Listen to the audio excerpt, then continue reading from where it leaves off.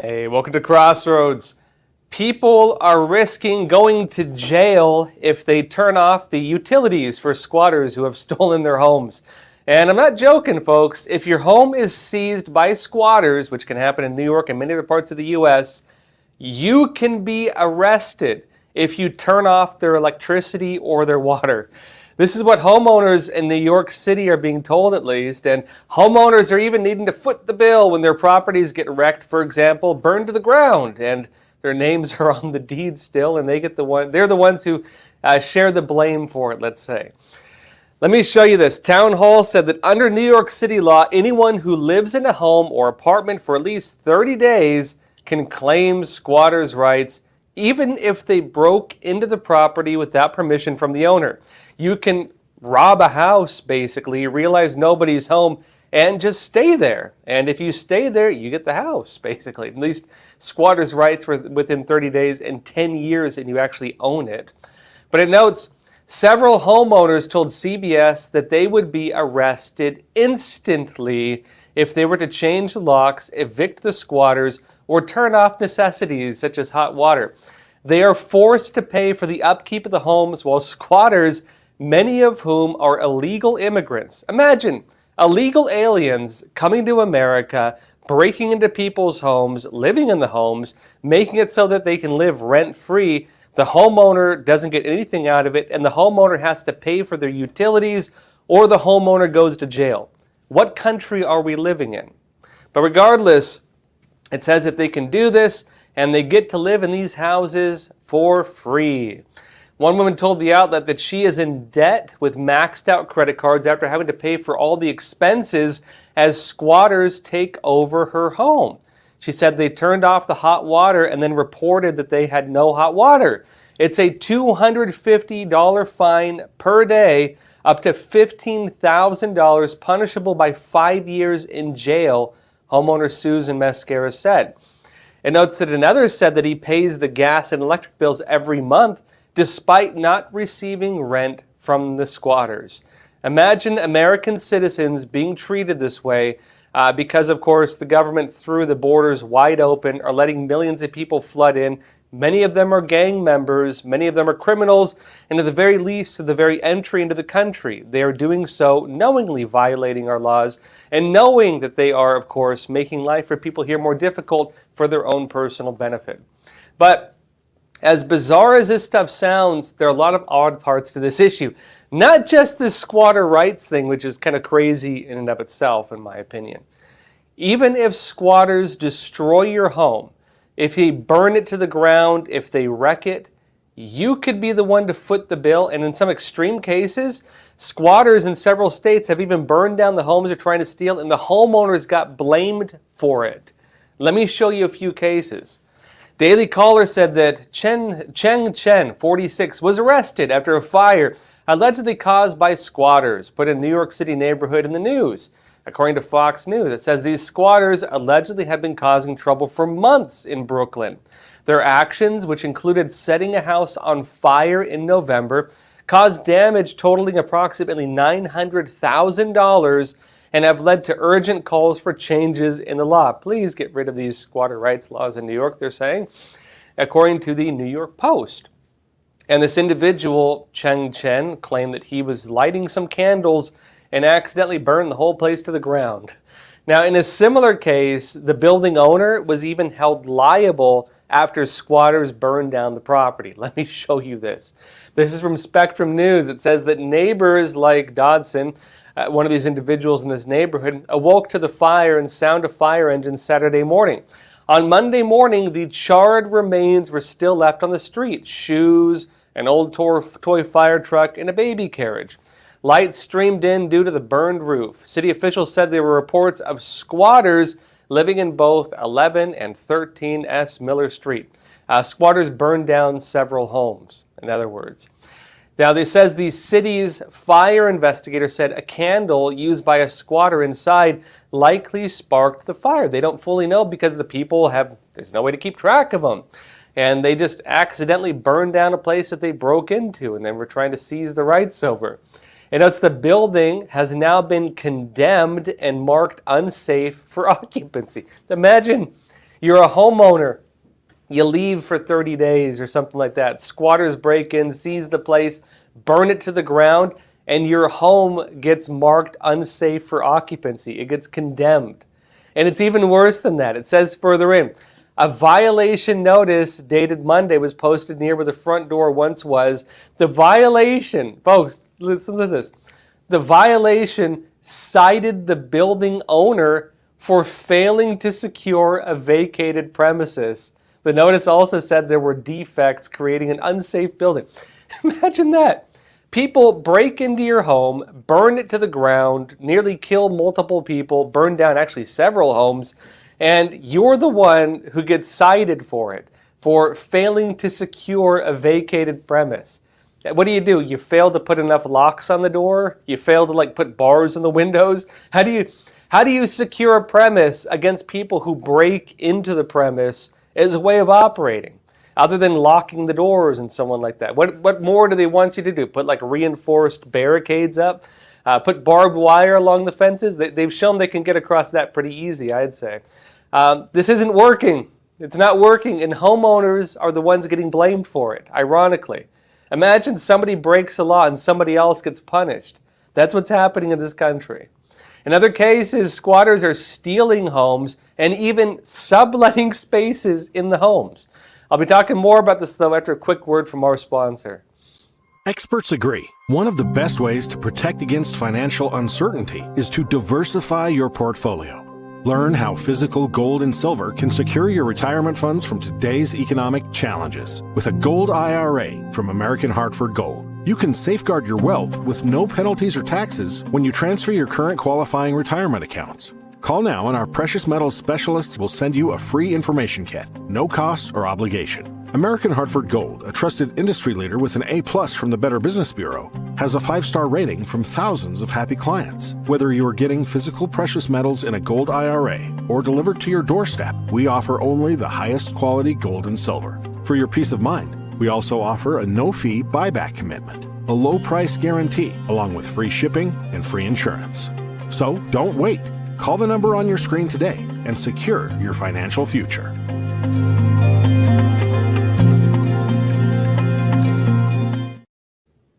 Welcome back. Squatters are becoming a huge issue in the United States, as we've been talking about. And now you have cases where squatters are stealing people's homes and then subletting spaces in the home.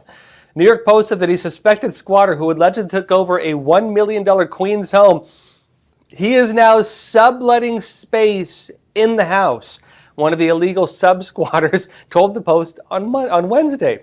Now, a sub-squatter, there's a new one, right? A person who pays rent but is unknowingly paying rent to a squatter. It says that Kevin Bastley said that he was conned into paying $1,500 a month, which is a lot of money, by the way, for a basement in this case. It was for a basement in a Flushing home. Flushing is like the last stop on the 7 train into Queens, right? With the deal made with Jay, is the guy's name, who he identified as the squatter first posted by WABC TV. Now, imagine that, right? You rent a home, you're looking for a place to stay. Maybe you're new to the city. You look at all the ads, you're like, oh, here's a decent place. It's still expensive, $1,500 a month for a basement in not a very good neighborhood. You rent the house, and then you find out that the homeowner comes knocking at the door and is angry that you're squatting, and you're like, what are you talking about? I'm paying money to this guy, and he's like, this is my house, that's the wrong guy. And you find out that you're renting a room from a squatter. Well, that's exactly what happened in this case. This guy paying a lot of money to rent this house, of course, is staying there. The homeowner knocks at the door, gets mad at him, and he's like, what are you talking about? I'm paying Jay in this case, right? Turns out Jay is a squatter. Jay stole this home, and then Jay decided to rent out the home that he stole. And it's just fine and dandy in New York City, apparently. But the issue is starting to get a lot more attention at the political level. Some local officials are trying to do something about it, or at least making a show like they care about it, right? Some of them, by the way, AOC's district, by the way, is the one that's having mass prostitution and gangs taking over the subways and illegal aliens selling fake IDs on the street corners. That's in actually my old neighborhood, Jackson Heights. AOC's district. But other people are calling it out, and especially in parts of New York where the laws are particularly pretty bad when it comes to squatter rights. Of all people, Senator John Fetterman of Pennsylvania, the guy who was kind of expected to be the new squad member, turning out very differently, right? He's technically a Democrat, but Fetterman has actually been leaning more conservative on a lot of issues lately, and he's actually been coming out to condemn what's happening to homeowners because of all this. Epoch Times said this. They said in an April 6 interview with the New York Post, Mr. Fetterman said he had extensive experience with these laws while he was mayor of Braddock, Pennsylvania. In some cases, he said, they can come into effect only after, 30 days of illegally occupying a building. But he said, quote, "It's wild that if you go away for a long trip for 30 days, maybe you have to take care of your sick mom in another state," which, if you remember, we talked about a case where that actually happened to a woman, right? She had to go take care of her sick mom. She lived in Texas. She had to go to Florida to take care of her mother. She comes back. Squatters had taken over their home, and they wrecked the place and then sold her possessions on eBay, right? But Fetterman's saying this, that you can go on a long trip for 30 days and someone breaks into your house and suddenly they have rights. This is crazy, he said. Like if somebody stole your car and then held it for 30 days and then somehow you now have some rights, he added. According to law experts, it said, who have spoken with the Epoch Times, police cannot help because it's a civil matter. Police can't do anything. It's on you, apparently. And frankly, it's on you until you try to evict them, or you try to change the locks, or you try to shut off the gas. Then the police can come in. As soon as you try to not pay money for somebody else robbing you, as soon as that happens, then the police can come in. But the police can't help you until that time comes, right? And note that under these laws, the only way to remove a squatter claiming ownership is through an eviction lawsuit, which can drag on for months or years because housing courts are severely backlogged at the moment. Gee, I wonder why they're backlogged, right? Now, further read it notes, according to Mr. Fetterman, squatters have no rights.